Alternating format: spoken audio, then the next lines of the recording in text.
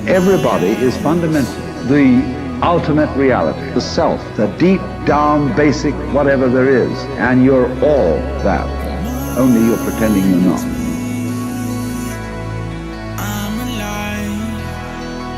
Who we are is not this physical body that we're in that is here for a moment and gone. Who we are is this infinite intelligence, and we forget that. The same intelligence that created this infinite universe that never ends is you. For those of us seeking a way to transform life, to capture fulfillment in every now moment, to redefine our reality to live this life to its fullest. This is the Live This Life podcast. And I'm your host, Heath Cummings. I'm here to inspire you to ask yourself the question every single day. Are you living or are you killing time? What's going on, everyone? Welcome back. In today's episode, I have the privilege of featuring an amazing change maker that I've gotten to connect with in recent months. Alexis McQuillen is a self-awareness coach, which that in itself I found intriguing, and it's something that I really don't think that people realize is so crucial for their life. And she's got an amazing niche that, for that area of expertise.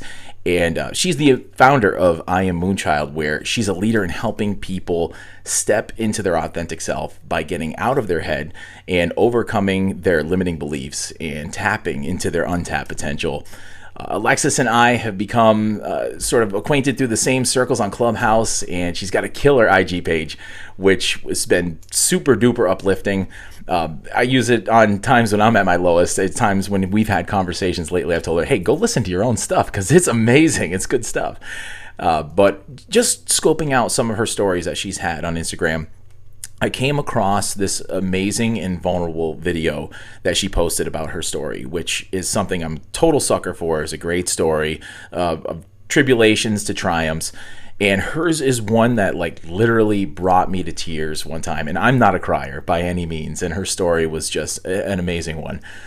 So because of all that, I'm glad to welcome you, Alexis, to the show and what will likely be one of many times that we'll be on here. So welcome. Thank you. Hi. I'm glad we were finally able to do this. We got to the case of the giggles before we even started hitting the mic. So that among other things, me drinking my kombucha and worried that I'm going to burp on the microphone, but I'm not going to do that despite Alexis's best wishes of that happening on camera. Yeah, let's all manifest it right now. So what's going on? You're in Arizona and I'm in Massachusetts. What's your temperature out there right now? What's it like? Ooh, you know what? It's heating up. I think it's definitely in the hundreds now, but I mean, our max is like 120. Yeah, it's crazy. You would definitely not make it out here. No, not at all. I mean, it's like mid-June right now, and I think we got like a whole 75, 80 degree day. I think tomorrow's supposed to be like 95. But are you serious? 120 is pretty brutal, but I don't know, man. Yeah. I take it over like the 2 feet of snow that we get sometimes. I'll take 120 in the middle of the summer. Ooh, yeah. I wouldn't even know what to do with snow. Like if I walked outside and it was like in my driveway, I would have no idea. That's your first mistake. We have capped it. Yeah. Yeah. What is the lowest out there? Like the lowest it gets as far as temperature goes? Yeah. Oh, like it'll get like -10, -15 sometimes with wind chill and stuff. Yeah. Nope. Yeah, see, I wouldn't make it out there. Yeah. No, you wouldn't. No. So yeah, like I said, Alexis and I connected on Clubhouse. We're in a lot of the same similar rooms, and just mindsets between the two of us have just definitely is something that I have felt would be a great match for the show. And I definitely want to have Alexis on here more often and have some of these conversations, we can bounce some things off. And this conversation today will definitely show everybody, why I think she's got some amazing content. Is definitely one of the up and coming change makers in sort of the area of self-improvement and everything, all things spiritual, manifesting, and talking about getting great stuff into your life. Thank you, man. That means a lot. That really means a lot coming from you. You always say the nicest things, and I really appreciate it. You're like I can't have you come on the show and say bad stuff, Could you imagine? You see my Instagram, it's amazing, and then I come on and you're like, what? So Alexis is all right. I mean, she can make some improvements in some of the stuff that she does, so we're here to critique her pretty hard today. So I ask a pretty predictable and somewhat cliche question, but it usually has awesome answers. What does it mean to live your best life according to Alexis? Best life. Best life. Not living in New England where it snows 2 feet at a time. Yeah. You're like, the most cliche question. And I'm like, what's not, like, should I just do a cliche answer? But no, you know what? I would say the best life is, it's kind of what I teach, but it is stepping into your most authentic self. It is outside of the egoic mind, outside of the auto drive, outside of the shoulds, the supposed tos, the have tos, and really just being happy and making choices aligned with what makes you happy. And that would be my best life, like the ultimate freedom whatsoever, outside of the thoughts and all of the inner critic and the judgment, all the things. That's my best life. And it's so true that sometimes that inner critic and those things we say about us are so worse than anything anybody in the world actually says, you know. People become like reclusive, or they isolate themselves because they supposedly don't like people, and sometimes we're the ones who are the hardest on ourselves. So I definitely resonate with that one, because at certain points I had those self-defeating types of things going on. What's really cool is, like, it's something that I've been really paying attention to recently, because sometimes I would leave social situations, and the inner critic, the ego, the thoughts would just go like crazy. And something I learned was we only take in 134 bits of data per second out of thousands and thousands of data. So when we're in social situations, how we're perceiving a moment could be completely different than how somebody else is perceiving the moment, based on all the 5 senses. So like hearing, taste, smell, what am I missing? Touch. Something else. Something else. Why can't I think of it right now? But all the 5 senses. And so I always tell myself, I'm like, just because they made some kind of weird eye movement and I think that they're judging me, like, that's probably not why they made that eye, that eye movement, or had that specific gesture. Like they're having their own experience that I have no idea what's happening. And yeah, I don't know how I got into that, but yeah, the inner critic, I'm stepping outside of that and understanding its ego, and that we really don't even understand everything that's happening within the moment. Our ego judges so much. I mean, it's so hard to go through, even starting an ego death. It's so hard to even initiate it, and it's probably one of the best things anybody can do. It was the best thing that I went through, and I probably had to do it like 3 times. Like, that sucker wouldn't die. Like, it was just, come on, you beat it to death. And then you think you did, But it honestly is one of the most freeing things once that complete ego death dies. And I'm not even sure that it's completely there. Although, I don't know. I guess I'd be the kind of person who in years past would have all these good things that have been going for me over the last like 5 years and been like, hey, look at this, I'm like uncomfortable almost with the accomplishments and stuff and the congratulations. And when someone passes by me like they did yesterday and just say, hey, love your show, I'm like, yeah, thanks. Like, really? Oh yeah, it's still weird to step into it. It's really weird when you see somebody in public just say, "Hey, live this life," and you just kind of like, yeah, you like. But the thing is that takes a long time, and it's a long process.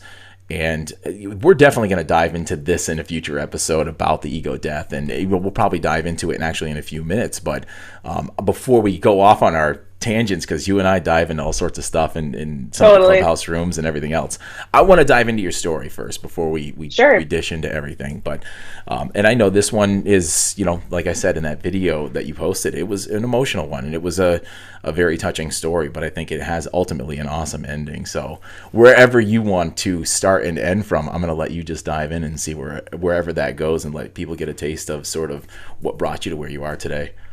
Sure. Yeah, it was very emotional. So, and I've told it several times afterward, but it just it's a hit or miss. When I get emotional, when I don't get emotional, it just depends. But yeah, for those of you guys that don't know me, I grew up with a very, very severe alcoholic and drug addict mother. She was addicted to any alcohol that she can get her hands on, prescription drugs, and she would mix them. And there's, a lot of things that happened within her life that probably led her that moment. But I think that she started drinking when she was about 13 years old. So by the time that she had me and my brother in her 20s, I mean, she'd been drinking for a while. And there is a lot to my story, but she did become a severe, severe alcoholic. And for the first, 10 years of my life, it was pretty functional. I mean, functional in the sense of like, she still had a job, she could work, she could go to work and, not get drunk. But my childhood was like very, it felt predictable. When you have an alcoholic mother, it feels pretty predictable because what's going to happen when you come home from school, like she's going to be there. But the shitty part is, it's scary because my mom was so sweet and loving. Like she would, play with my hair and rub my back and, help me with my homework. But when she would drink even literally like, I don't know, like 4 ounces of alcohol, like, I don't know if her body couldn't take it, but she'd become something different, like something very frightening. Her eyes would get glossy and it's like, almost like you were staring into like the devil. Like it was so bizarre. And she'd be slurring her words and stumbling around and taking her clothes off. Even if like we had friends over, like she was so incapable and incoherent that like she'd be taking her clothes off and bumping into countertops and knocking herself out on the floor. And sometimes like it was so bad and she was just so depressed that my brother would have to stay up at night making sure that she wouldn't cut herself or kill herself. And for me, what I did growing up is like, I would just go to friends' houses or I'd go to, anywhere I can get out of the house and away from my mom. So I didn't have to witness this. Because as a child, like you don't know how, like if you don't have anybody there to support you emotionally or help you understand what's happening, like what are you going to do? So what I did was run away. My brother, he stayed at home. Just you and your brother, like, and your mom, that was the only people in the house? Yeah, so during the time, I mean, it's a very long story, but during the time that I think I'm talking about is my dad was working in a different state for a while, so it was just my mom and my brother and I. And so anyway, so about 10 years old, my dad was like, wow, like she's out of control. Like I got to get you guys out of there. Cause by that time they had split up. So he took my brother and I, and we moved in with him and his girlfriend and her 2 kids in a very small apartment. And that alone was a very traumatic experience too. Like I said before, like moving in with my mom living with my mom was very predictable. Like I knew an alcoholic, like I know how to deal with that. But living with another woman who was a very angry woman, and it felt very unsafe. Like I was walking on eggshells all the time. So that was for the majority of my life. So in my 20s, I had created boundaries with my mom at that point, because at that point she was not working. She could not work. Like I think she lost her job because she took her clothes off, was naked, passed out on the floor at her work. So she had this boyfriend that was, taking care of her. And I created boundaries. I'm like, Mom, you cannot, come stay with me. You cannot talk to me if you are intoxicated. And throughout, like that takes a lot. That takes a lot to put that wall up, and like this is the boundaries. Yeah, there was something crazy happened that she, came to my apartment. She got so intoxicated and my friends were there. At the time, I didn't know what was happening to me. I had a full-blown panic attack at work and passed out when a customer was in front of me. Like, I didn't even know at the time what that was. Like, my body was reacting because it was so traumatic for me for her to show up like that. But she was, severe in the point to, especially by, the age 23, like ICU visits all the time, in and out of rehab, cutting herself. So ICU visits, pumping her stomach from alcohol. And I don't know if you know anything about do you know about alcoholism? Is like when you start drinking at such a young age, 13 years old, you revert, like as you keep drinking throughout time, your mind starts reverting back to that age. So I'd go to her house and she'd have like sparkly pink walls, and she'd wear light up shoes, and she'd have stuffed animals all over her bed. And it was very like weird. I was like, am I the mom? Like, what's happening here? Wow. Yeah, it was sad. It was really sad.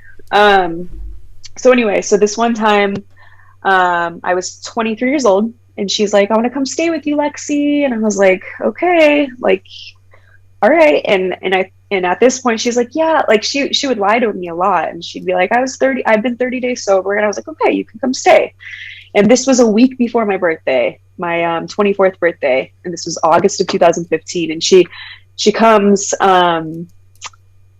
she was on her way, and she'd been to my house multiple times. Like, she had my address. She's a very intelligent woman. Like, she knows how to get places. And her boyfriend was taking her. And she calls me and she's like, Lexi, where's your house? Like, you could just tell, like, from her voice. I was like, ooh, red flag. Mm-hmm. That doesn't sound good. And I started feeling like, please don't be, like, please don't be intoxicated. Like, I cannot handle this right now. And so anyway, so she gets there, she pulls up in her truck, and I remember coming outside to meet with them, and she's pulling up in the truck with her boyfriend, and she looks out the window, and her eyes are glossy, bloodshot. You know, you've seen people that are drunk, like, not good. And I feel like I blacked out because I was so angry. I was like, I cannot believe this bitch showed up. I know I'm using that word, but like, I would never call my mom that, but you know what I mean? I cannot believe she's showing up at my house this intoxicated. So he gets out, and they want to move, different boxes and maybe birthday presents into my garage or whatever. And I was like, what are you doing? I could cuss on this, right? Oh yeah. Okay. Because I was like, what are you doing? Like, are you intoxicated right now? She's like, no. And I was like, get the fuck out. Get out of here. And I told her boyfriend, I was like, you can put your stuff in the garage, but she needs to go. She's not staying with me. He's like, okay, because I was angry. And she's like, well, Lexi, can I use your bathroom? And I was like, fine. Go in the bathroom. The bathroom's like right outside the garage. And so, or inside, yeah, right outside the garage, inside. And so I'm helping him, and my intuition was just like, and this is before I even knew what intuition was. Mm-hmm. And I was just like, ooh, I'm getting chills as I'm actually talking about this, because I was like, I just knew. I freaking knew something was off. It had only been like 30 seconds to a minute too. Like, she could have easily just been going to the bathroom. So I walk in, bathroom door open, lights on, and I was like, I was so, oh my God, I was so angry. Because I knew exactly where she was. She was upstairs, probably going through my cabinets for pills. And so I was like, Mom, where? I don't even know what I said. I probably said like, Mom, where the fuck are you? And I just hear her pitter pattering, down the hallway, down the stairs. And she looks at me like, kind of like, what? And I was like, get the fuck out of my house right now. Get the fuck out. And she's like, sweetie, like barely talk. Like, she's so intoxicated. And she's like, can I get a glass of water? And I don't know why I kept saying like, fine, but I was like, fine. So she follows me to the kitchen. My back is turned to her. I'm opening the cabinet. I'm going to get a glass. And as I'm getting a glass, reaching for the glass, I hear zzz, or I don't know how to do a zipping sound. My backpack is unzipping. And at the time I was on Adderall because I had ADHD. And it's unzipping, and my Adderall is in there. She knows this. And I turn around, put the glass down, and I do remember this. I said, are you fucking kidding me? And I was like, and I blacked out. I for sure was like, get the fuck out right now. Because like, no, she had never, yes, she's been an alcoholic. She's been addicted to prescription drugs, but she had never, ever, at least of my knowledge, tried to steal from me. And I will tell you this right now, I had never, ever yelled at my mother in my entire life until that point. Well, you brought it to that level because you've never had that level of what's going on with her come up. It's like unprecedented match with unprecedented, you know? It was so insane, Heath. Like, it was a very heightened experience for me. So anyway, so she leaves, and I don't talk to her for a couple days, and then my birthday hits, but also I hadn't heard from her, but like she for years she had texted me every single day, "Hey Lexi, it's mom, love you, I hope you have a good day." And she didn't do that for a few days, and then she called me, and then on my birthday she didn't say anything, and I was like, that's really weird, like what's going on? So then she calls me, I think the day after, and she's like, "Hey, like I'm so sorry, like I've been in rehab. I'm sorry I didn't get to call you on your birthday. Happy birthday," like whatever. I actually have a voicemail, and every once in a while when I get emotional and I miss my mom, I'll listen to her voicemails and then just like bawl my eyes out in front of my mirror like a loser. But anyway, so she was like, "I'm in rehab," and I was like, "Wow, well, I'm really happy you're there." And then I find out, you know, she went to the ICU within that week. And then ended up in rehab, of course. And then it comes that Friday, and I think I talked to her the day before, and I was like, "Mom, and she, in all throughout my life, she'd be like, "Lexi, it's not going to happen again. I'm not going to drink anymore. I'm done. I promise you I'm done." And I've heard that so many times, but at this point in my life, like 24 now. So I was like, you know what? It is what it is. She's an alcoholic. Like, it's gonna happen. I hope she gets better, but I don't know what to feel about that anymore. So it didn't upset me when she would say those things. And so so comes Friday, and I remember being at work, and I was like, I just kept getting like a weird feeling, really weird feeling. And I was like, I don't think my mom's doing good. I was telling my coworkers, is like, you know, everyone in my life always said that she would die. And I was just like, no. And I kept that Friday, I was like, man, like, I don't know about my mom. Like, I feel weird. Come Sunday, I get a call in the morning from my aunt. And she, hold on. I get a call from my aunt, and she says, "Lexi, your mom passed away. I'm so sorry. She overdosed, and she was found in a trailer. And she had cuts on her arms, but like, so I don't know if it was suicide, but like she definitely we found on her autopsy report that she had like 27 different pills in her system, methadone, that she found from the trailer next to her. And I was like, oh my God. And I told my aunt, I was like on the phone after I was like, this is all my fault. This is all my fault. She died because I yelled at her, and I carried so much of that like pain and thought it was my fault. And I carried so much guilt and regrets. And I couldn't believe I yelled at her. And I couldn't believe that those were my last moments with my mom in person. Oh, I didn't think I was getting emotional. I'm so sorry. Don't be sorry. I mean, I'm not sorry. I'm trying to say don't apologize. And but I will say, and I say this in my video on my Instagram too, is like, you know, my last moments with her were awful, but I will say my last words to her on the phone were, "I love you." And I will like forever, like, that's so powerful to me. And I'm so happy that I got to say that to her.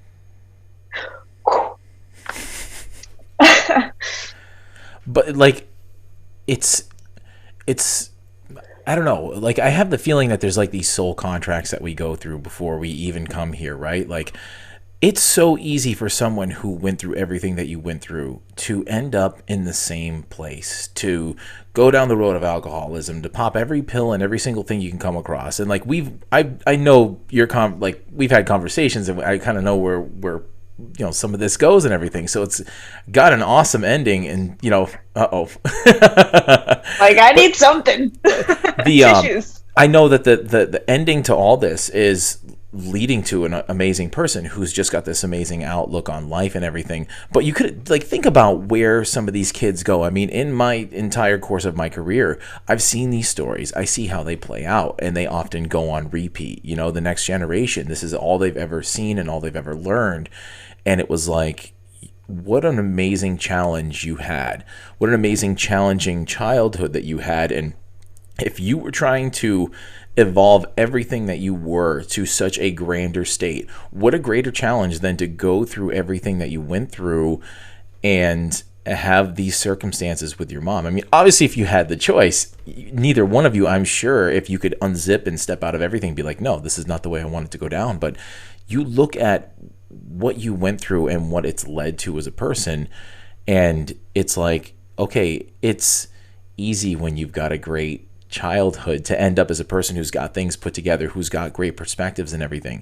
But what an amazing challenge to end up where you are now, having gone through all of this, And one thing that I sort of want to call you out on real quick is, you say, I listened to my mom's message like a loser. That's absolutely not someone who's like, you have an emotional connection, and I can't imagine that I would do anything different, no matter who it was. If I had a message saved from somebody after they had passed, I know I would keep it forever.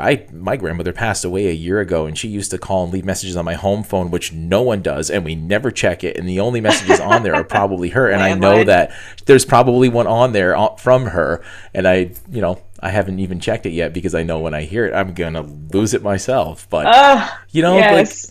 This, what an amazingly challenging story, and who knows why all this was supposed to happen, but the greatest and grandest version of a person who could have come out of it you're not the type of person that you would have expected to have gone through this kind of thing. So you have to take all this kind of stuff into consideration. Yeah, no, sorry. Yeah, no, you're 100% right about, and when you said soul contracts, I was like, whoa. I thought about this because I was like, part of my journey is the spiritual side, which of course we can get into, but I do feel 100% that I had a soul contract with my mom. I feel that was part of her path, is to, whether it was through alcoholism, it could have been a car crash, it could have been cancer, it could have, whatever it is. I feel like that was the moment that she was meant to pass away, and regardless of the situation, I was meant to be on the other end and go through my own, dark night of the soul, or depression, anxiety, and shit show to get to where I am today. There's absolutely no way in hell I would be at where I am now without her passing, 100%. And that's not to say I wish she wasn't here, but also she's out of her suffering. She's no longer in pain, and she's one of my guides, my spirit guides, my angels, whatever anybody wants to call it. She's 100% guiding me. I have facts and facts upon facts on that, and it's beautiful. It's so beautiful. That's just part of life. Mm-hmm. It is, and that's one of the best mindsets people can take when it comes to those challenging circumstances in life, because it's so easy to just get trapped in everything in the story that you just said. Why did my last conversation with her have to, the last few conversations with her have to be this way, and these incidents happened that led up to the end? But it's easy to get stuck in that circle, which is going to lead to what? It's just going to lead to regret. It's going to lead to just everything that's not going to lead to happiness and progression in your life. You're allowed to have your moments. You're allowed to be sad when you tell the story. No matter how much you might get emotional, you're allowed to have those things. But then ultimately, moments later, you're smiling, talking about how she's with you, and you think this is for, whether it happened the way that it did or something else. It was meant to do something to help you lead an open door to end up towards some sort of potential, which was ultimately your choice. You could have stayed in that pattern, started drinking yourself because you went through some stuff, or use it to transform into something completely different, which anybody who takes the certain choice, and when they're presented with that fork in the road, it's ultimately your own choice. And the people who take the high road have to look at life that way. Yeah. And you know what? I do want to be transparent. I agree completely with you. And I had make the choice to not drink and all the things. But I will say, when she did pass away, like I never had alcohol in my house. Like I didn't have an addiction to the Adderall that I was taking. And I want to be transparent. I 100% lost my shit. I went into the unhealthiest levels of depression, anxiety, and I had a repetitive pattern for like 2 years. I drank a bottle of wine every night. I went to work, numbed myself with Adderall, came home, drank a bottle of wine, went to sleep. That was my life. I was so not okay. What snapped you out of that is the key. What was it that snapped you out of that pattern? You know, I want to, well, you know what? It is myself, but it's actually kind of a cool story, and I'll just be quick about it. I was so depressed, and my best friend, I mean, I didn't know anything about the metaphysical worlds.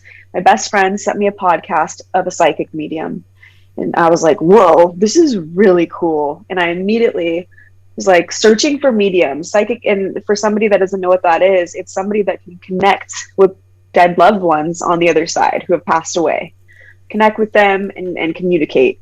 And not in the creepiest freaking like psychic way that you see on the TV shows. Like, it's very beautiful. It's light and love. Right. So I'm, searching psychics in the area, mediums in the area. And for me, I'm not going to drive across town like 30 minutes, 40 minutes away to get to a psychic medium, right? I'm going to find someone in my area. That's how I jam, usually. So I find one. It's called Chicks with Spiritual Gifts. And the funny part is that, like, I'm the kind of person usually that I was skeptic at that point. I'll look at all the reviews, right? I'm going to make sure it's in my area. And for some reason, and also the name Chick with Spiritual Gifts, like, what? Like, no, that sounds like a freaking like, that is not a freaking legit psychic medium, right? Yeah, it's like, I don't know what you see on the bathroom stall door, like. Yeah. Yeah. But it's sketchy. Yes, exactly. So for some reason, I just saw it and I booked it. And on the day of, she's like, hey, Alexis. She sends, a confirmation text. She's like, hey, Alexis, can't wait to meet you. Here's the address. It's in Phoenix, not in Gilbert. It's 40 minutes away. Weird. Because on my maps, on my phone maps, it showed in Gilbert. So I was like, that's weird. Why would it? Okay. So I drive out there. She connects me to my mom. She connects me to my grandfather. She knows things that I hadn't talked to anybody about, even things I was thinking about a day prior. It was the coolest experience. And there was a moment in the reading, and she's like, Alexis, and this was it was cold outside. It was winter for us. I know that's like laughable to you guys, but the whole 60 degrees. Yeah, it was like 70 degrees. I'm like, winter. Yeah. I was wearing long sleeves, and she's like, Alex, your mom keeps like saying like, look at her arm. And she's like, and I was like, what? I was like this, and I like pulling up, like, maybe there's something on my skin, so I'm pulling up my sleeves, and anybody just listening to this, I have a tattoo on my wrist. It's a Harry Potter Deathly Hallows tattoo.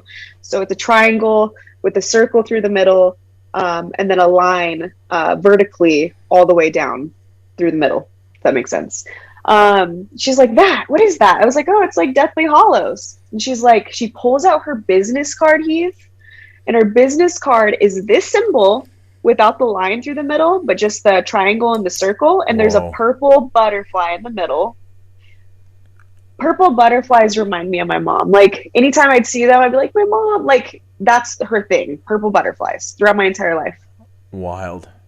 Yes. And she's like, I'm getting chills. I feel like my mom's presence right now. I'm getting chills right now. Purple butterfly in the middle. And she's like, your mom sent me to you. So at first, a normal human would be like, well, maybe like your brain picked up on the purple butterfly and booked it. How is it that she's in Phoenix and her listing came up on my Google Maps in Gilbert? Like, even and you probably would have picked her if she was in Phoenix. Yeah, no, exactly. And Chicks with Spiritual Gifts? Absolutely not. Yeah. Isn't that crazy? That's wild. Like, I don't believe in the word coincidence. You know, it's No. the type of the word that I usually use is synchronicity, because that's a meaningful coincidence. And even coincidence, like the things that happen when you're thinking of somebody and they call right away and there's no indicators. There's even all the way down to those things where like a mom knows that something's wrong with their child. How do you explain that kind of stuff? Like some of the weird coincidences that happen there's the impossible probability of those things happening don't happen. And the fact that I can't win a single dollar on a lottery ticket and the odds, are way lower than some of these things that happen. Like the odds of you seeing that symbol on the person's business card with the purple butterfly, like what are the odds of not only the symbol but the purple butterfly? Like you put both of those things together, like come on. And but the thing is, people who dismiss that stuff haven't really opened their minds to that many things, and people who are sort of, I guess, that closed-minded to just think that's some sort of a chance happening that just happened to formulate in the impossible odds that it would have, are also maybe the kinds of people who wouldn't see the higher meaning in some of the other things that are meant to be there to nudge them in right directions. Like I'm sure if you trace back some of those tough times that you went through right after your mom passed away, there were probably little nudges along the way where maybe she was there, or guides, whatever, like you said. There was probably little things along the way that you didn't realize were going on, that right now, if those things were to happen, you'd have been like, oh, I'm getting some sort of a nudge to go in a direction away from this potential harm or destructive behavior, or something that's not in my highest evolutionary path. So hopefully those people listen to shows like this and then open up their eyes a little bit more, and but that's amazing. It is really cool. And also, like, for anybody out there that's like, well, I don't know, man, like two other things is, like, I didn't have social media at the time. There was no obituary. There's nothing online about my mom's death. And when I showed up, she had a whole paper written, and it was like, and she's like, yeah, like, so, and she was connecting in the moment too. And she was like, your mom passed away from this, like there was drugs and alcohol, blah, blah, blah, like everything. I didn't have to tell her anything. I wasn't talking at all. Wow. And then also something that happened that was really cool that she brought up in the mediumship reading. I think a week after my mom passed away, I was laying in bed. And I used to hallucinate like weird stuff. Like now I think it's multidimensional stuff, but like I would see like crazy stuff and it would scare the shit out of me. And I'd stare at it in my room for like 5 minutes until it would just like go away. But I remember waking up and my mom was standing at the edge of my bed after she passed away. And I just remember, this is vivid. Oh, I'm getting emotional again. I haven't talked about this in forever. And I just remember saying, hi, Mom. And I remember her just like patting I couldn't feel anything, but patting my foot. And I just remember going back to sleep. And in the reading, she brought that up. No way. Swear. No way. Yeah. That's wild. I've never done anything like one of those, like a psychic or anything yet. Like I vowed to do certain things this year. Like I'm gonna do one of those float tanks. I'm gonna go hit psychic and stuff like that. I'm excited to see in my own experience what kind of things would pop up like that, because I mean how would they know some of those things? Like how can you explain that? I'd love to hear somebody explain those things away, that they look this up or they look that up. Like how do you explain that kind of stuff away? Yeah. No, yeah, it's so true. Like they can't. And the only reason I was really curious about this. So I actually from the medium, she, unfortunately, her name's Terry, Chicks with Spiritual Gifts. She passed away, but a year after, I think I ended up taking psychic and mediumship classes from her, because I was like, this world is so like, whoa, like this is insane. Like, how is this a thing? So I took classes from her, and because she told me during the reading, she's like, that you're very intuitive, like extremely intuitive, right? And we did like a little thing during it that was pretty crazy. So I took her classes, and I ended up learning how to trust my intuition, in the sense of telling people, like, I remember being blindfolded back to back in chairs with somebody else, and I remember seeing like certain like different symbols, and we would just have to say, who do we feel like we're bringing through? And I remember seeing something that reminded me of twins. So I was like, twins, and then like my knees hurt a little bit. In that moment, I was like, twin grandfathers, and the girl like twisted around. She took off her blindfold, and she was like, dude, my grandpa had a twin, he died, and then 4 months later his brother died. Like, it was a whole thing, and I was like, whoa. And there's so many instances of these, but like, it was a moment where I was like, okay, I'm not crazy. I'm not fucking crazy. I don't know this girl. Wow. Insane. That's wild. But the thing is like, all those things add so many what ifs to life. You know, there's so much we don't know, and we think we've got a grip on things. Like, we don't have a grip on the things we think we have a grip on at all in life. No. And when you ponder some of these what ifs in life across all spectrums, you know, like some of the episodes I recently talked about was like the Hermetic principles and stuff. That's, I think, one of the most recent ones that have come up, and it's like they knew some of these things thousands of years ago, and it's like taken us to build this multi-billion-dollar hadron collider to figure out that the philosophy that everything down at its smallest level is vibration, and then we had to build this machine like, oh yeah, the guys back about 3,000 or 4,000 years ago were right about that one. You know, like, we think we have a grip on stuff, and we have literally no idea how this universe operates. Like, we just have no idea. But the thing is, those what ifs, I feel like, make life so much more interesting if you just ponder things like what you're saying as a, what if this is actually true? What if these things have actual validity to them? Yeah. I feel like, remember, I was talking to you a while back, and I was like, I know this guy, and he's like, doesn't ever talk, and he was working for Area 51 for most of his life. And then we were all like, hey, like, tell us, like, you know, about Area 51. And he would never do it. And then all of a sudden one day he's like, let me just tell you, you don't even have any clue about anything. Like, that's all he would say. But like, then my like mind started like reeling, and I'm like, well, I feel like I know a lot, but like, I don't know everything. Like, there's probably it's so magical. That's the best word. Yeah. I mean, that's typically what we describe things that we don't fully understand is as some sort of magic. But it's like, once we understand some of these things, we end up understanding that it wasn't magic at a certain point. I mean, God, if you would have went back, 500 years ago with a lighter, they would have thought you were a witch or something, like, but simple stuff like that. And there's just some of the things that like we're seeing now with the craft that the government is acknowledging exist. And I mean, I just saw the other day a patent that the Navy actually went through with, had a patent number, in the U.S. Patent Office granted it to them. They don't grant patents for experimental things that they don't actually see in operation. They generate patents for stuff that is actually tangible, and they've seen it operate. So they've got these aircraft that do crazy stuff, but it's a legitimate, it's a legitimate patent. I looked up the number, saw the U.S. patent. I'm like, okay, so we actually have patented technology that's beyond anything that any of us comprehend. I read some of the stuff in the patent, and I'm like, way over my head. And I've got kind of a good understanding of some advanced stuff just because I've looked into this stuff so much. I'm a geek about it.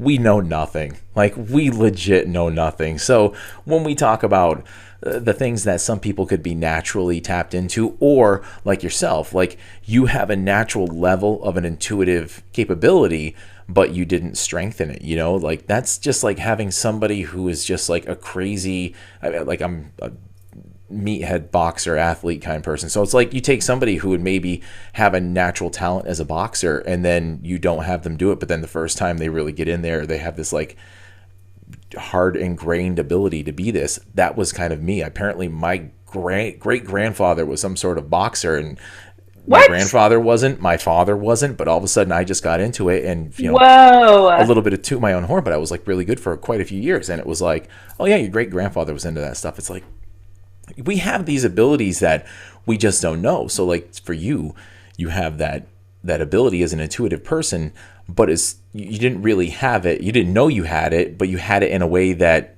it would pop itself into your life every once in a while. But then when you started to look into it a little bit more, you start to strengthen it up, and it was like, oh yeah, I have this intuition, and now it's turned into almost like a superpower. You just had to nurture it a little bit, Yeah, totally, completely. Sorry, I'm stuck on this like boxer thing that you said, because You know how like, so every cell in our body holds memory. I've just been thinking about this so much lately. Everybody in our cell holds memory, and it also holds, ancestral, trauma. But also, if it's holding memory, and your grandfather was a boxer, and you're really good at boxing, like how is there? I don't know how. I don't know what I'm talking about as far as like skipping, generations. But I wonder if like you held on or tapped in to some of that cell DNA to be able to be good at boxing. I don't know. Just thinking out loud here.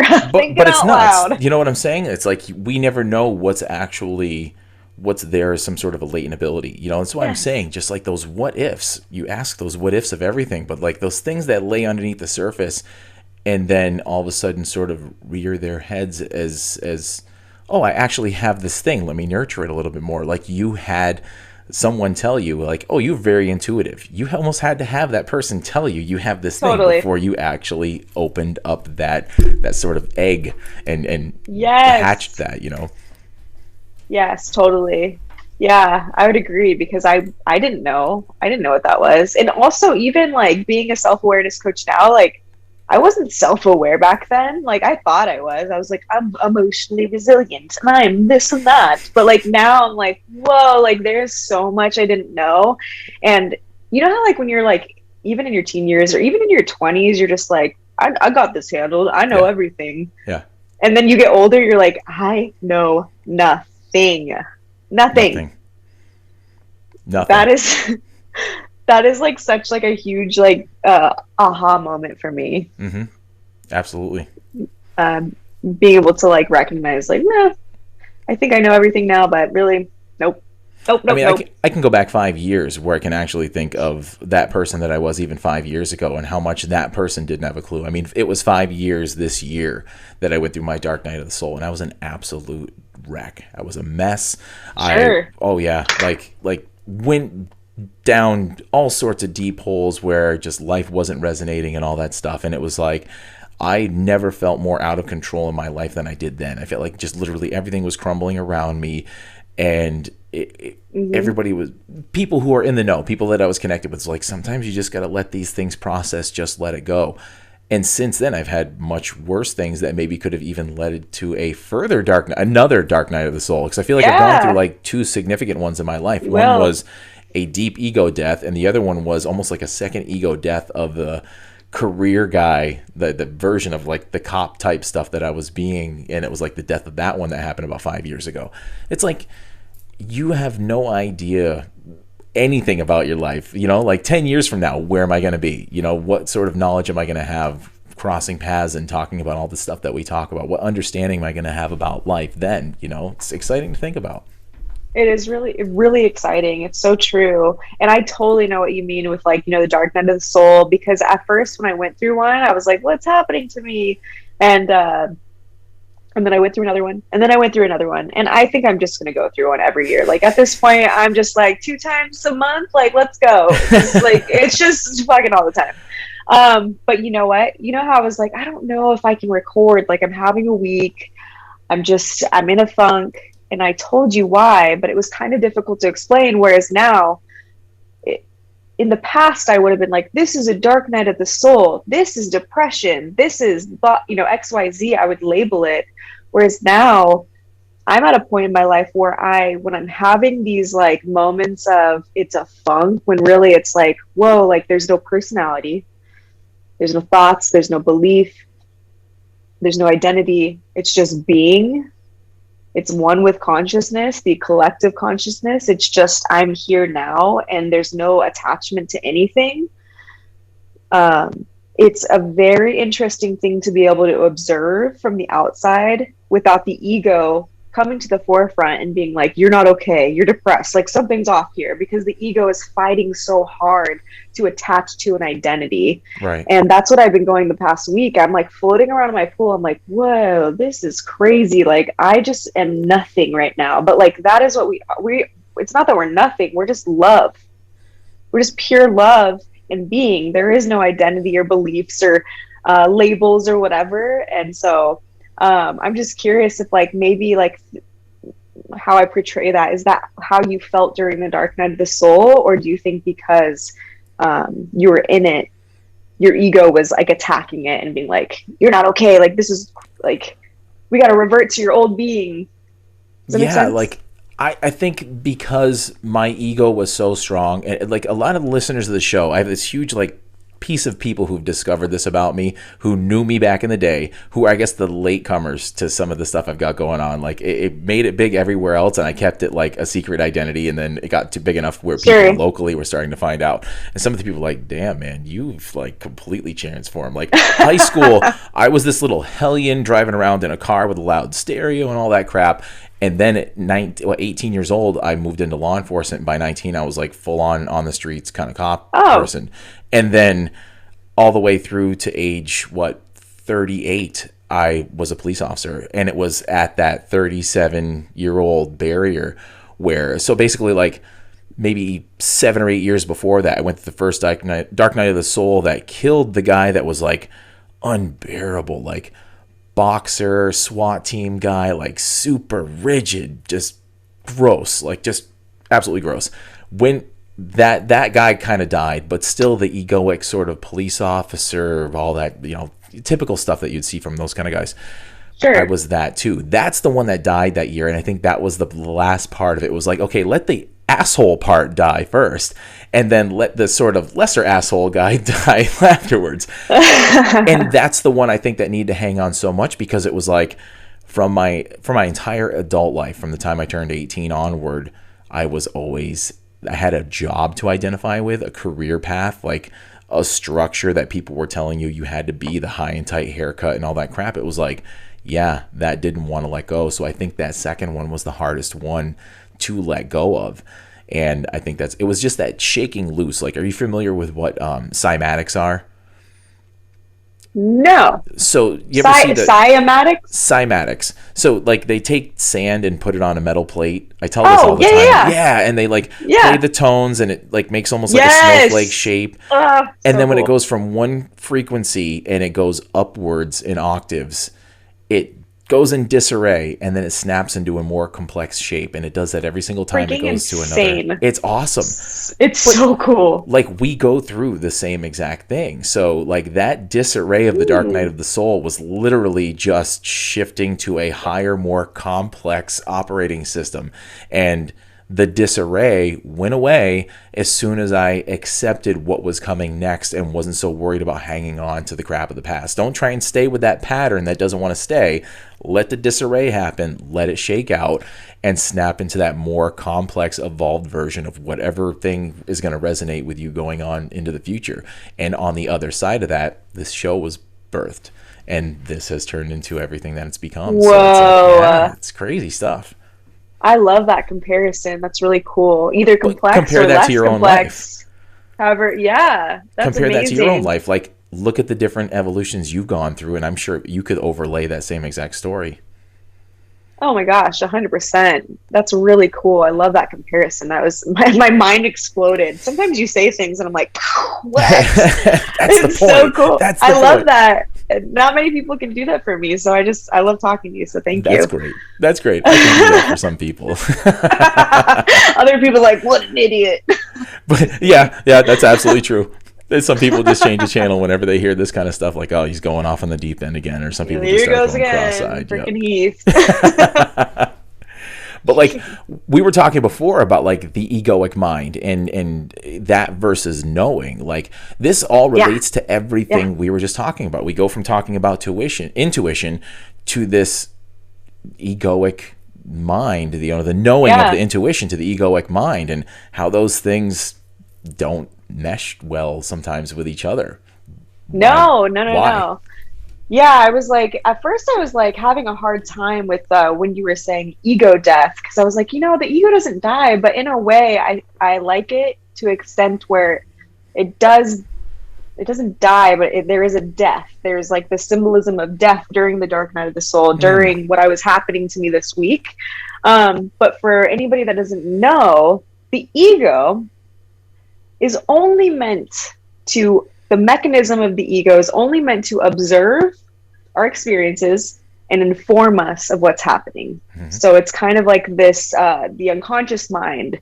It's working in the background. It's like, hey, just so you know, Heath is looking at you right now and you're having a conversation, right? But and it's really the defense mechanism of sorts. And back in the day, the ego was operating great. It was like, there's a saber-tooth tiger, like that's not good. And then of course, like your consciousness, your authentic self, your higher self, whatever you want to call it, would take over and start the decision making of, okay, what do I do? There's a saber-tooth tiger, what do I do now? Or even going up in tribal relations, surviving, way back in the day, being able to survive during those times and kind of like move up in the ranks. Like your ego was a great part of that. It was like, hey, this dude, not very trustworthy, just letting you know, right? Right. So over the time, the ego, we feared things more and more because society just started evolving and getting smarter. And so the ego came to the forefront and it started taking over the show. And so now it's like, think about this. I know that everybody can relate with this. And if not, you're a beautiful soul. But think about like when you're driving a car and like maybe like you're just thinking about things and then like you do something on the road that just pisses somebody off and they're like, hey, fuck you, man. And they're just like flipping you off. Well, your ego is just like, oh, gotta protect him. And you're just like, no, fuck you, man. Like, just like flips the other person off, right? Whereas if your ego was not at the forefront and it was behind you and you were living like from your knowing, you would know, oh, you know what? I was just totally in my thoughts. I probably cut this person off. They're angry because their own ego is trying to protect them. And you just keep driving. Mm-hmm. You would just observe the situation and it would be fine. Like you would have love for that person. Like, but that's not what happens. So we've all just, we came to this world, we came very no filtered, very, we had just pure awareness as children, right? Like we would create and we'd play and we'd have fun. Like we didn't have identity. We didn't have these beliefs. We didn't have labels. And so the ego needs that. It thrives off of that. And we've created that as children. The problem is that we don't learn how to deal with any of that. So we have these thoughts about what success should look like, or our self-worth, or our relationships, or whatever it is. And the importance of, understanding ego versus knowing is being able to set the ego aside and come from a place of knowing, which is really our authentic self. And I think so I covered it all. How do you know when you're there? Like how can you tell the difference? Because that ego can be so loud. And I've heard the great abbreviations of ego, like everybody's greatest obstacle, EGO, or edging God out, EGO. Like how that voice can be so loud. That thing that says, no, F you, man, I was in the right. This is my lane in the highway, and you cut me off. Like what? How do you actually differentiate between that really loud ego that some people identify so hard with versus that intuitive knowing that is the thing that's trying to take you off those forks in the road like we talked about before and send you in this direction that's going to make you more connected, not edging God out, but it going in the other direction? Like, how do you know? Yeah. So, consciousness can really only be shifted via repetition. And so how I did it was first I was made known, like, whoa, there is an ego operating in the background. And actually I'm on auto drive and in my thoughts all the time because of ego. So in order to separate that, presence is very, very important. And I know that's like, everyone's like, yeah, presence, I've heard that before. Like, can't do it. I'm so ADHD. I'm so in my head all the time. Like, I got shit to do. I can't be present. I'm not going to meditate. Yeah. I was definitely one of those people for sure. But there is a way. And the first thing I would say is recognizing when you are in your thoughts, like setting the intention now of like, you know what, I want to know, like, when am I in my thoughts? Because you think you are, you're creating the thoughts, but you're not. The thoughts are happening to you. And so we can actually start observing and cutting the thoughts off, but we can only do that when we recognize the thoughts are coming in. And so I would say what I did is I set the intention of like, okay, I'm going to I'm going to write on my hand. That was actually how I did it. I wrote feel, and I wrote like thoughts on my hand. So anytime I would, get on my computer or look at my hand, I'd be like, oh, I'm going to make sure that I just make a mental note of, I was just in my thoughts. And I would do that all day long. I'd get in my head thoughts and I'd be like, well, I was just thinking a lot. And I would do that. And then if I got my thoughts again, that was totally okay. But I would do that over and over and over. And once I started recognizing, I'm like, wow, I'm thinking literally all day long.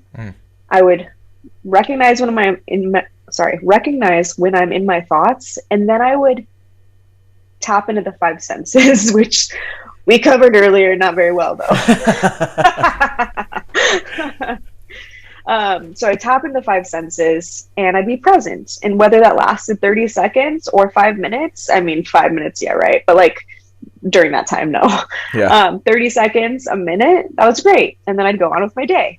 So I would do this repetition over and over and over again. And I'm at the point where now it's like, it's not necessarily that I don't have thoughts, but I can recognize it almost instantly when I have thoughts. So it's all about repetition.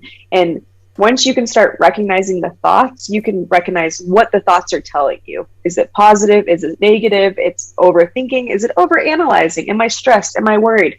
All of that, ego. So recognize the thoughts, and then you can start separating from it by being like, this is ego, this is knowing. But that's the first step. And this is something I teach within my program too, because I don't want to overload. It's so important not to overload people with too much knowledge, because like you can take it in, but then you're like, whoa, where to start? Like, where do I start? It's information overload. It's information overload, and it doesn't do anything for you, to be honest. Like, yes, it might spark, an idea, but until you have an experiential understanding of something, like, what's the point? Like an embodiment of the knowledge, then what's the point of Sorry, go ahead. No, you're good.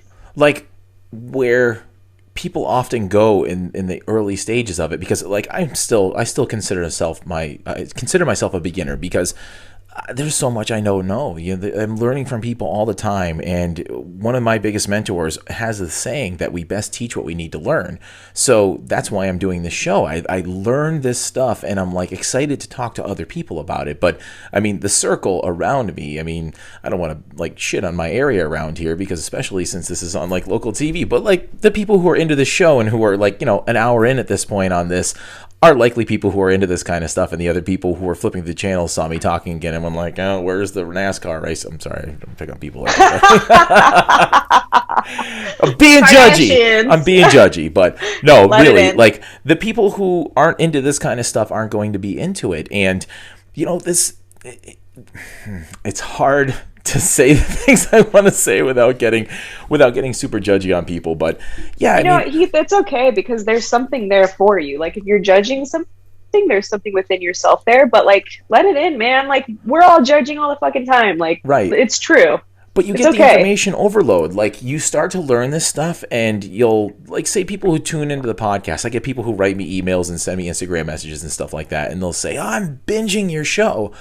Well, don't binge it so much. Like totally appreciated, but the point is to like listen to some of these concepts and then sort of let it marinate, let these things come in. But when you first start to open your mind towards a lot of these things, and you hear conversations to people like us who've kind of been through the shit and we've processed a lot of stuff, and now we're sort of out there still learning our way, but trying to help people start on that journey, like take that first step. Like we took a couple of first steps to get out of those really, really dark times. Like, yeah, we have our, like the stock market, not the current stock market because it's at the bottom, but like the ups and a little bit of a down, and then another up and a little bit of a down.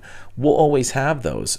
But to start that journey upward is where we sort of are at. And some people just want more and more and more of that information without information integration. Like you need to take that and pull it into your body and put it into practice in your life. And I know the excitement that comes in the enthusiasm of this stuff, but people also need to do exactly what you said. Like you need to sort of just let this integrate. Totally. And I was there once, and until somebody told me, hey, like like, how did you word it? You said information integration. Yeah. I love that. Yeah. So experiential understanding, information integration. I was doing the same. I was like, aliens. And then I was like, I'm on my computer, just like typing away, finding all, and so I still research. I love it. It's so much fun. But, I didn't know that was a thing until I experienced it and then understood it. And I was like, this is what life's about.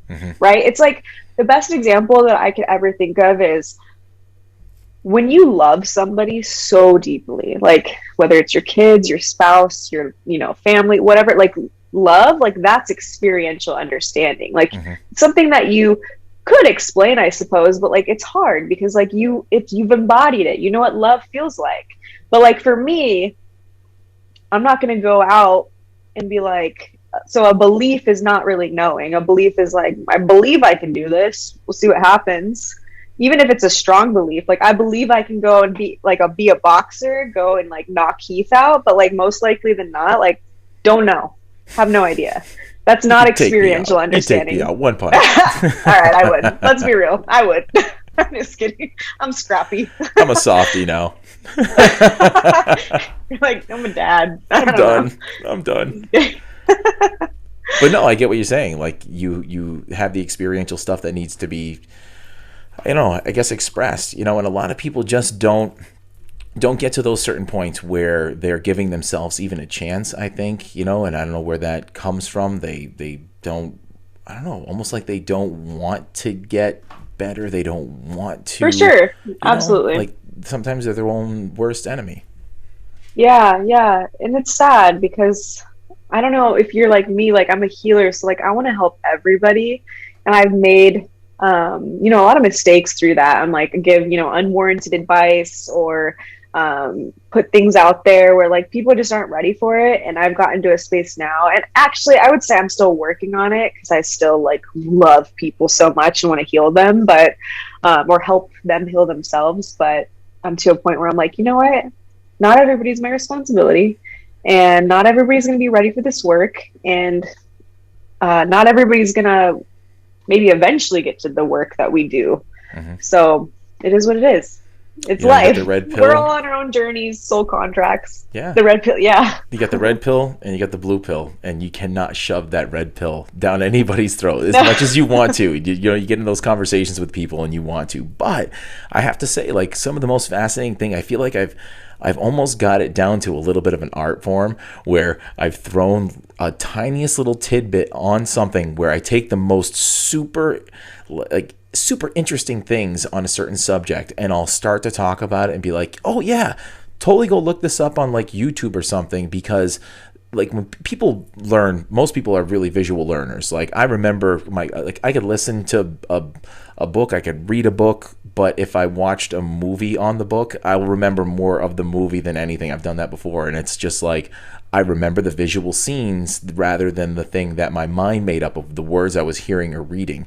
So you go and you plant this little seed with something, and I did it as complicated as something like the dual slit experiment. Are you familiar with that, with quantum physics? It's like a big, huge thing on. We'll dive into that sometime because that's a huge rabbit hole. I don't want to go down. I know. I'm like, tell me now. Oh, dude, it's such a fascinating subject. Basically, it is the scientific experiment, and it's happened several times over, and it actually started back in the 1800s, and then I think again in like the 1930s, and there's like the most world-renowned physicist dove into it several different times to either prove or disprove it, and it kept on getting weirder and weirder, where they basically shot protons, particles of light, small little particles of sun pretty much, at a slit at a microscopic level. And they went through this slit, and when they hit the back wall, they were just going in a line, even with the slit. And then they put two slits on the wall to see if, basically the general gist of the experiment was to find out if light was a particle or a wave. It can't be both. So they put two slits in the wall, and they said if they fire these particles towards that wall, and they got these two slits in it, and it hits the barrier behind it and makes two slits, because those particles are either bouncing off the first barrier and making it through those slits and hitting the second barrier. If there's two lines, they behave as a particle. But if they go through that barrier and you see this weird interference pattern that waves would make if you sent a wave of water through it. You'd have these high and low points of energy where the waves are hitting that back wall. Then light is a wave. So they did this experiment, and it turned out to be a wave. They saw the interference pattern. They're like, oh, so light is actually a wave. So they're like, okay, well, let's actually look at one of the slits at one time with this measuring device. And they did the experiment again, and the particles went through and only made 2 bands. They didn't make an interference pattern exactly. So you got that look all the time when I say this. The act of observing it as a particle made the particles made it behave as a particle. It literally was the observer effect. It's the thing. Yeah. So now that I see that look on your face, go look this up on YouTube, and everybody listening, go look this experiment up. And even if they got these really corny cartoons that will explain it, and once you watch this like 2 to 3 minute cartoon and you see a visual representation of exactly what I'm talking about, you're going to be like, oh my God, tell me more. Like, look up more about this stuff. But I've done this to even like a 14-year-old relative, and I had her weeks later texting me like, hey, what was that thing you were telling me about, and blah, blah, blah, blah, blah. And I told her, and like these text messages just ensued back and forth. So that little seed planted at a barbecue, I'm talking about this stuff at a barbecue, but like that led to a conversation likely that was happening on a Saturday night between some teenage kids. And like, that leads to those what ifs of all this stuff that we're talking about. Reality is effing weird. Our physical reality, everything. Like, you think that the act of observing a quantum particle changed whether it was behaving like a particle or a wave, like that blows your mind. And I'm as much of a basic beginner as I can possibly be in trying to describe this, but it's nuts. This stuff is crazy. Okay, number one, you said that so well and explained that so well. And then number two, I think that I think when this must have been like 12 years ago or 10 years ago, I watched a Netflix documentary on quantum physics or something like that. And it was something similar to what you just said, just a little bit different, but it was still pretty mind blowing. I wonder if they still have it on there, because it was it was something with the light. And if you look away, like if it'll operate a specific way, like the lights, if they're moving, I could be saying this so wrong. Sorry guys if I am, but if you're looking, it's doing a specific movement, and then you look away and it starts doing a different, the observation of looking at it makes it do a completely different, I don't know. Yeah. Does that make sense? And basically you can explain it better. That was so good. Wow. Yeah, but like when there's not an observer, the particles went into this thing that they called a quantum superposition. So basically the particles went everywhere. It literally showed every possible... Shows. Like the particles went all over the place and made every potential spot that could have happened, at which that then threw a whole other question in there, is like, so are all those whimsical things that people talk about that we manifest our reality, that what we observe is what manifests in our world, am I literally a figment of your reality that I don't really exist? You're dreaming this dream, and like, if you have a dream tonight and I was in your dream, is that really me? I don't have a memory of that. Am I literally a figment of your imagination right now? And that goes into the way they looked at this experiment. The quantum superposition of all these particles going everywhere all at once when they weren't being observed literally meant there was this infinite amount of possibilities, and you collapse the waveform when you make a certain observation. Like, yeah, like, which is so beautiful that you say that, because it goes to say, like, we are creating our reality. Like, you hear that all the time. You're creating reality.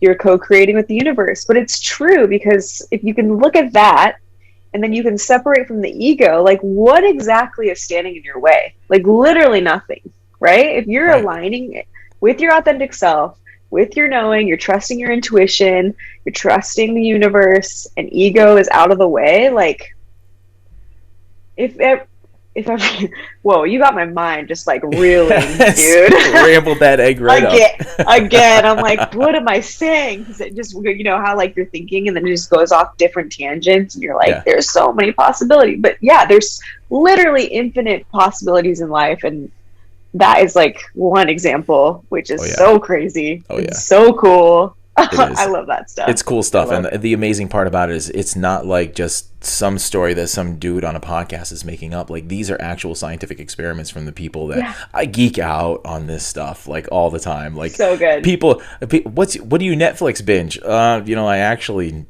binge the quantum physics experiments and the stuff that comes out of the Large Hadron Collider in Switzerland, like their latest experiment, Oh my gosh, I love it. That's the stuff that I look into. I don't know. Are you nerding out right now? Oh, totally nerding out right now. I don't know. Absolutely nerding out right now. I mean, I do this on a regular basis, but the thing is, usually I'm just kind of doing this by myself and talking to the camera on my own and having thousands of people listen on the other side and never having a two-way conversation about it. Yeah. But yeah, no, I've made connections with some people who are actually like brilliant physicists, and I'm cool. waiting for the right time to actually pull the trigger. They're like, oh, I'd love to be on your show. So like, we're going to have some people on here and have these conversations from people who legit have studied this, like PhDs who know this stuff inside and out. So yeah, it's amazing stuff. So like, on that subject, other than right now, what do you think was one of your biggest aha moments that sort of like blew things up for you, as far as the journey you've kind of been on to get you into what you're doing now and some of the passions that you have in life? Like, was there an aha moment? Because some people, they can't pick one. I don't really even know that I can, other than maybe when I saw this experiment type, this kind of stuff. But like, was there a moment for you? Yes. I mean, we've talked about actually a few of them. I mean, huge aha, like the mediumship or the unknown, or that there's life after death and there's past lives. And I mean, that whole metaphysical field, I can go into a rabbit hole there. But I would say that something simple aha moment was that, all right, I wasn't going to go here, but I will. Go for it. Because we actually talked about a lot of aha moments for me, but I think that because I was diagnosed, with depression and ADHD, and even I was prescribed Adderall, like freaking Adderall. Adderall's like speed.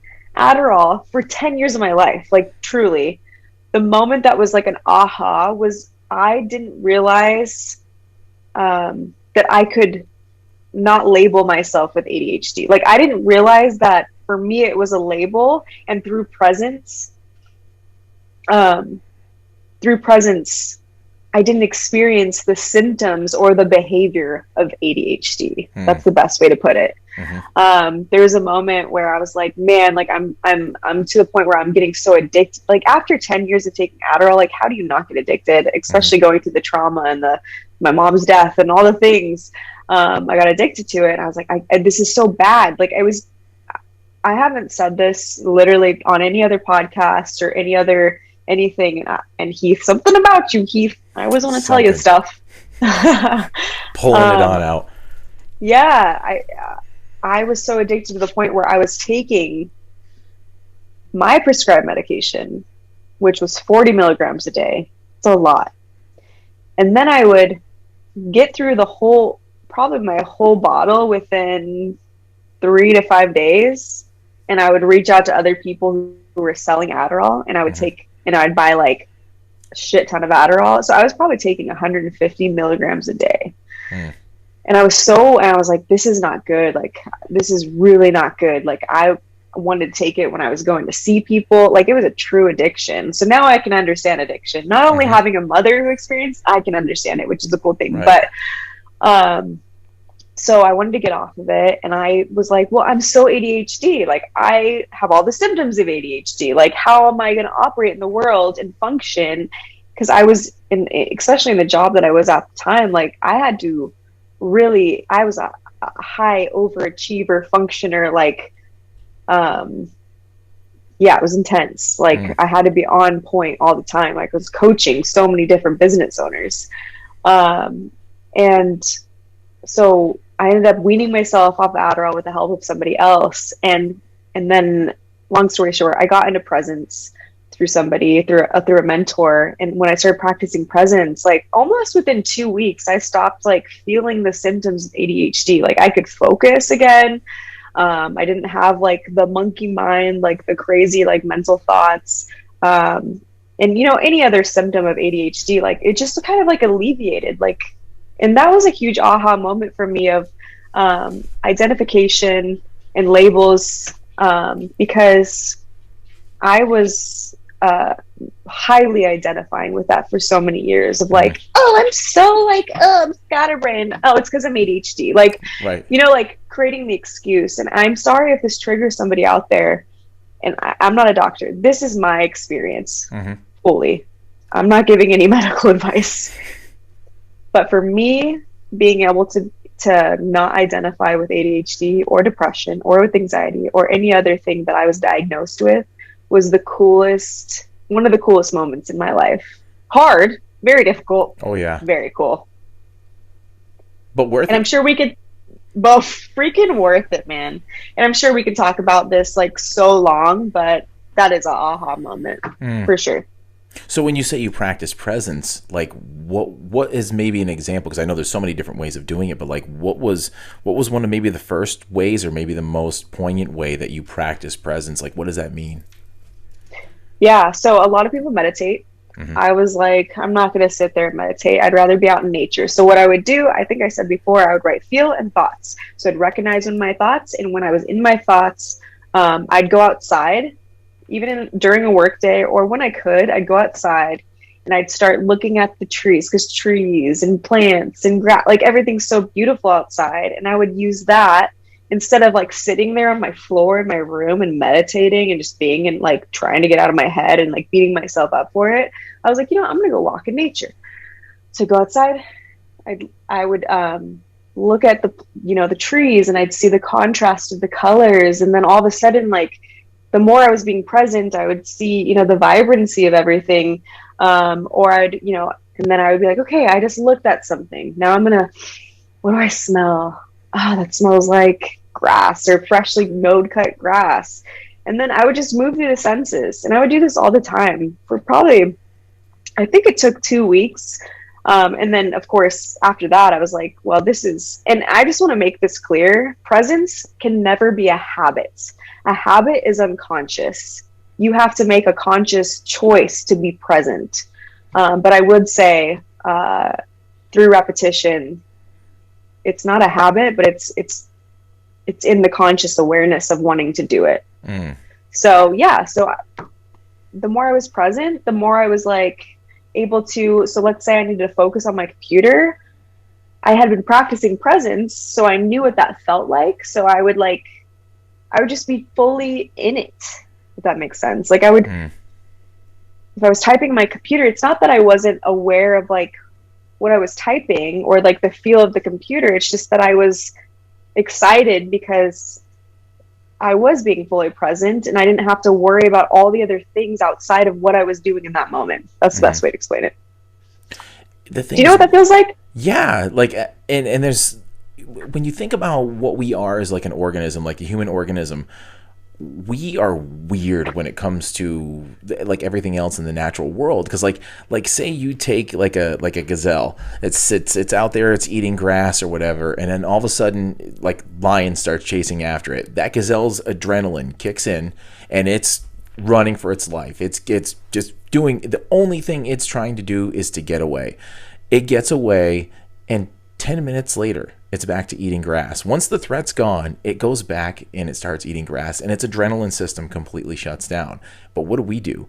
We're thinking about the bills we need to pay. We think about the screw up that we had years ago, and our system is in that fight or flight that the gazelle moves into momentarily to save its life. We're in that crap all the time. But what is that gazelle doing? It's in a presence moment all the time. It's the complete opposite of us. And like that's what drains us, that's what ages us, that's what makes our, all that energy that you expend, that the thought processes, the electricity that goes into processing thoughts, whether they're conscious or unconscious. You're sitting there and you're constantly, your heart's fluttering, you're worrying about things. Like that takes significant amounts of energy. But to shift away from that, because I was one of those people. Like I remember those heart flutters that I would have over work and all my problems in my life. I can't even remember the last time I felt that. It's been years. Maybe a momentary thing when a specific person or problem's in front of me, but like I remember that being my everyday. And moving into a state of presence, that is our natural state is what sort of got that away. Like that mental muscle that you strengthen when you're meditating. I call it that because I know, like, when you're in a really good deep, I meditate all the time. So it's like, at first I hated it, but I know what it's like to be in that state of meditation, and you get there when you've pushed everything out, and it's hard. It's very hard, especially for someone like me. I'm all over the damn road all the time. Like, sure, I probably would be classified as ADHD, but I use that mental muscle to push out everything, to silence the rest, to try and get as present as I possibly can. That's why I wear my little fruity bracelets and stuff like that all the time. Like I people pick on me about like a weird beaded bracelets and stuff all the time, but like I'll just grab a hold of it while I'm during my day, just like you would have the think and feel on your hand. Like you're telling that story, and I'm like, I have my think and feel. It's just in the form of like different bracelets I get. They'll remind me of the time I was at a place when I bought it and I was excited to have it, and it means something to me, but that puts me in a state of presence, you know? So see, that's great. That's great. Yeah. Cause anybody can do it a different way, whatever best works for them. Cause meditation is great. It just didn't work for me when I first started. So I wanted to do it out. I mean, I did it the way naturally, how it felt good to me, walking out in nature. So now if I sit down, it feels so good to just sit down and meditate. But at the time, it really didn't work for me. So that's really cool that you can do it. And also, I love the bracelet idea. That's great. Do you usually fidget around with your bracelets? Yeah. Like I'll be like, even like today, super stressful day. Like I said, we had to take like 10 or 15 minutes just to talk before we hit record on the microphone, because I was just wound up. And a few times today, I'm just sitting there and I got the thing on, and you know, at first I'm shifting, like I said, from all these years of Mr. Tough Guy and all that kind of stuff, and now I'm wearing like beaded bracelets and whatever. I don't care. Like I have zero concern about judgment at this point. Like the people who judge me with the crazy crap I talk about on this show and everything else, I don't care. You know, the people who judge me for like maybe driving around in a car that's got a funky license plate on it, you know something about the license plate, right? I knew I was going to bring that up today. It's like an inside joke that Alexis put something on. I think you had a post or something about people's weird license plates, and I think I sent you a picture of mine, and you're like, what does that mean? And it's just LTL. You couldn't get that, Alexis? It lived this life, but no. I'm a little too full of myself, because I'm like, how do you not know this, man? Like, how do you not know live this life, man? Freaking funny. Oh, but no, my like, gosh. you let the judgment go. Like, who cares? Like, ultimately, some of the people who judge you the hardest are the ones you probably could care less about. Oh my gosh, it's so true. I mean, there's something about judgment, like whenever like somebody is judging, or when we're judging, like there's 100% I'm like, let me tell you guys what I feel about judgment. Sorry. I'm gonna judge judgment. Yeah, I'm gonna judge judgment right now. Yeah, whenever you're judging, whenever I'm judging, whenever anybody else is judging, like I love it. I kind of love it actually, because there's something there for us. Mm-hmm. For example, like if I was judging you for what's something simple, like if you were like, Alexis, the sky isn't blue, it's green. It's green. If there was something there for me as far as like within myself that I need to resolve, then I'd be judging you, right? But like if there was nothing there, I'd be like, okay, sure, you can think the sky's green. Like that's cool. So does that make sense? Yeah. I was like trying to think of something simple there, but like anytime there's a judgment, there is something there for us to resolve within ourselves. Like it wouldn't affect us otherwise. Right. Which is cool. I like it. I like judgment. I was judgy earlier about talking about the people who were probably flipping a NASCAR or whatever, but it's like, no, you know what? I know some of the people who actually listen to this show who love that kind of stuff. That was super judgy of me to say something about those types of people. Absolutely. It's because there's a stereotype that I have about maybe people who like to watch cars drive around in a circle, that they wouldn't be into this kind of stuff, but complete opposite. You never know who. I would hope to open the hearts and minds of anybody who I think wouldn't be into this kind of thing, because then it completely proves every judgment that I would ever have wrong, you know? Yeah, and it totally could be like the sense of like how you probably judged people like this back in the past. Mm-hmm. And so you feeling that way towards, making that statement or whatever, it's totally okay, because like you probably felt that way once. And so there's something there for you to resolve of like, actually, like, it's okay to change. I'm here where I am now. I like talking about this stuff. And yes, I was there in the past. Like, that's not me anymore. And does that make sense? Like, that's where the resolvement is. Yeah. Because I'm sure people judged me at a certain point. They're like, wait a minute, Heath's doing what with what? He's doing a podcast on this stuff? Like, that guy? Like, that was the same type of stereotypical judgment that people would have had. Like, people can transform. You would hope they would. You would hope that anybody who was going through a really rough time would find a way to transform and not have to take some sort of prescription medication and be able to handle everything naturally and literally feel more free and healthy than they ever did than the life that they used to live before. You could hope, like, everyone should hope that for every single person around them. They can transform something to be a better version of themselves that they're healthier and happier with. Like, how would you not want that for people? Totally. I mean, the ego does not like change. So I feel like, and the ego is the one that judges. So if we can all just put that in our minds and understand that, like, you know what, this is where I have some inner work to do here, instead of judging, because I do that too sometimes. I'm like, wait, I don't mean to judge this person, but I'm like, whoa, back up. The ego is coming to the forefront again. Like, how can I heal? How can I heal myself through this? Through self-awareness. That takes us to a self-awareness coach. So tell us what sort of things that people would expect. You know, say people want to reach out to you, they want to connect with you. You know, what does it mean to hook up with somebody who's a self-awareness coach? Like, what sort of things do you take people through so that they can become more aware of themselves, and the sort of avenues that you take people into and the tools that you have at your disposal to do that? Yeah, that's a great question. So what I would help people through is, I mean, it's different for everybody else, but I will say that I have specific elements or structure that I have in place. And outside of that, it's really what they bring to the table. So if they're experiencing anxiety, if they're experiencing stress, depression, you know, whatever it is, whatever they bring to the table, I promise that I can help. I don't know why I'm speaking to you, Heath. I promise that I can help you with it. But outside of that, my structure is really teaching you more about the ego, separating from the ego, and and teaching you how to let it observe and inform you of your experiences without it, you know, hijacking your situation. I teach you how to become more present, and it's not just like, hey, leave this session, be more present. No, I give you actually tactile, tangible, actionable steps to be able to do so. I also help you pull up fucking limiting beliefs. Like, this is like, oh man, this is the juice right here. Like, the limiting beliefs are, you know, I'm not successful, I'm not worthy, I'm not lovable, XYZ, whatever it is that you're attaching yourself to. It is pretty easy to pull it up. So I ask you the right questions to help you pull it up to the surface, look at it and see what is the truth, and let it go so that it no longer affects you anymore. So those are the biggest things. And the outcome of all of this is just leaving a happier, healthier, more authentic life, where you wake up on Monday morning and you're like, fuck yeah, let's go.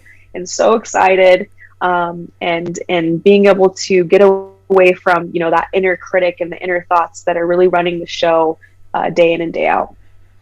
We're our own worst enemy sometimes, and most of the time. Like, we started this conversation off by saying it. So I think you're doing amazing stuff. I mean, I definitely think that some of the content that you have on everything that you do, and some of the conversations, like, we get into some of the awesomest conversations on Clubhouse, and the stuff that gets dropped, it's like, man, why isn't someone recording this stuff? Like, this is gold for an episode of a podcast. And I'm definitely going to hit you up, because I did a potential like a concept episode with somebody yesterday, and I'm like, oh man, the whole time I'm thinking, I'm like, if me and Alexis were on a panel and this person was like a guest and we just got to like jam with this person, like, that would make golden stuff. So we'll have to chat about that later on. But I mean, the stuff that like, we could definitely get into some awesome conversations. Once I hit stop on the record button, we'll chat for a couple minutes afterwards. Okay.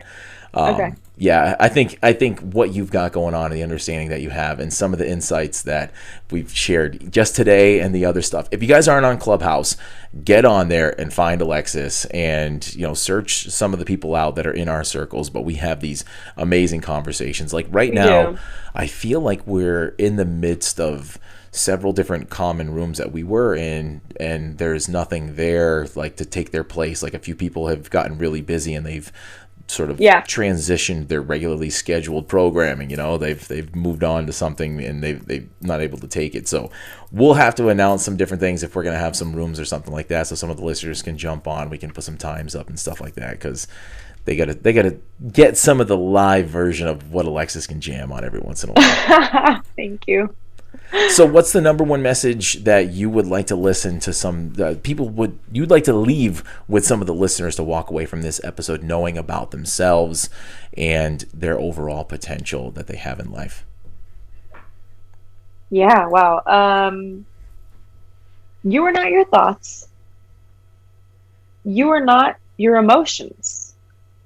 You are love and consciousness, and you can tap into that any day. It's not woo-woo. It's I know this through experiential understanding. And you're able to separate from your thoughts and the inner critic and the worry, the stress, the doubt, the depression, the anxiety, the fear, the limiting beliefs, the identity, all of it. And it doesn't leave you bare without anything, but you certainly will live each day feeling more fulfilled and loving life. There isn't a missing piece or a void that you might feel throughout your life. It's a different feel. It's almost it's almost difficult to explain, because it's just living and loving, living and loving each day of every life. We've been talking for like 2 hours, so I'm like, I don't know, guys. Just leave whatever you think, whatever you got. Whatever you got, just live life, man. That's the bottom line. Yeah, live your best life. Do whatever you want. I don't know. Just kidding. Where can people find you, Alexis? Where can they find more of you? Where can they connect with you? Okay. You can add me on Facebook. Please do. Alexis McQuillen, McQuillen. I also have a Facebook page. All of my handles are I am Moonchild Official. And you can find me on Facebook, Instagram, and TikTok. Awesome. And my website is IamMoonchild.com. If you think that you're like, you know what, I want to live my best life, please reach out. Sorry. Please reach out. I would love to speak with you. And yeah, let's do some healing together. Beautiful. And all the links to everything Alexis just said, I'll put them in the show notes so you'll be able to check it out there. And I'm sure this will not be the first and last time the last time that Alexis will be on the show, hoping for many more conversations and to see her more regularly on here. So hopefully we'll be seeing you sometime very soon. Yes. All right, Alexis, I will let you go. Say it again. What's that? I want you to go, yes. I don't want to. Once is enough. I'm just happy I got through the episode without the kombucha affecting me on the microphone. So I'm going to hit stop on this before it does. So, all right. Pleasure talking with you, Alexis. You too, Heath. Thank you for having me on. A huge thanks to Alexis for stopping by the show. Always a pleasure to connect with her and dive into some of these awesome concepts and things that we talk about like we do on Clubhouse very often. If you're not on that app, get on there, try and find us and tens of thousands of other like-minded people who have amazing conversations on a daily basis. And if you want to connect with Alexis further, then head to her website, IamMoonchild.com, or check her out on Facebook and Instagram at I Am Moonchild Official. Thank you to everybody for listening and for your support. And please make sure, if you haven't already gone on to whatever platform you're listening on, drop us a rating and review. All the ratings and reviews entered for the month of June will be put into a drawing for a small little token of my appreciation, a small little gift bag of swag from the show. So if you leave a rating and review, take a screenshot, send it to me on Instagram so we can enter you in the drawing. And if you have an interesting or inspiring story to tell and want to jump on a possible episode of the show, reach out, maybe we can connect. You can reach me at connect@livethislife.org. That's CONNECT at livethislife.org. Or you can book a time to talk with me directly through the Calendly page for an episode concept at calendly.com/livethislife.